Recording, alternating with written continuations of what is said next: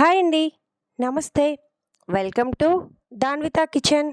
ఈరోజు వీడియోలో పిల్లల లంచ్ బాక్స్ రెసిపీ అండి.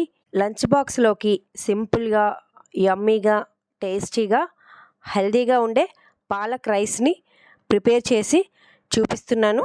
పొద్దున్నే హడావిడి లేకుండా సింపుల్గా ఇలా పాలక్ రైస్ ప్రిపేర్ చేసి పెడితే పిల్లలు కూడా ఇష్టంగా తింటారు.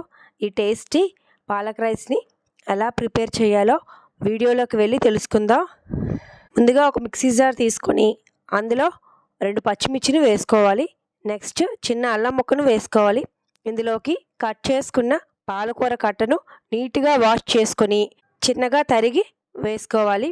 1 టేబుల్ స్పూన్ వాటర్ వేసి స్మూత్ పేస్ట్లా బ్లెండ్ చేసుకోవాలి.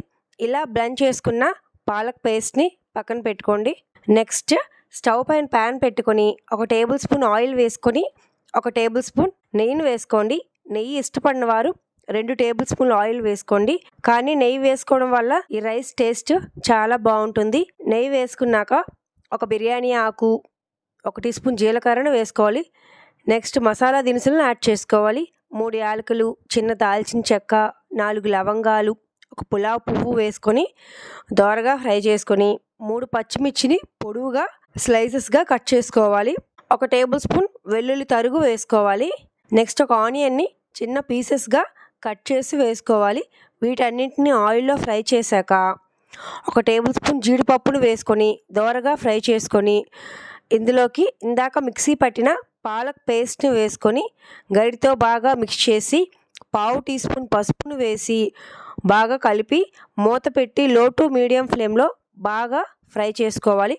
ఈ పాలక్ పేస్ట్ని ఆయిల్లో బాగా ఫ్రై చేసుకుంటేనే టేస్ట్ బాగుంటుంది. అడుగు అంటకుండా మధ్య మధ్యలో కలుపుతూ ఫ్రై చేసుకోవాలి.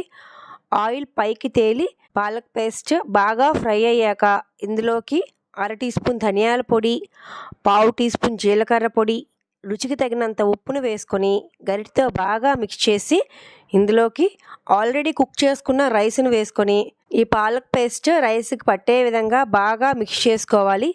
ఇలా మిక్స్ చేసుకున్నాక రైస్లోకి కొంచెం కొత్తిమీర చల్లి అరచక్క నిమ్మరసాన్ని స్క్వీజ్ చేసుకోవాలి.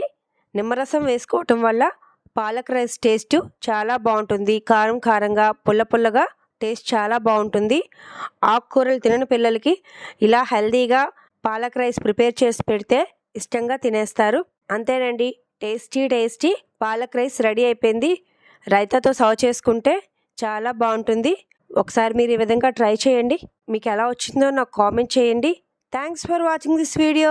ప్లీజ్ లైక్ చేయండి, షేర్ చేయండి, subscribe my channel Danvitha kitchen తెలుగింటి రుచులు.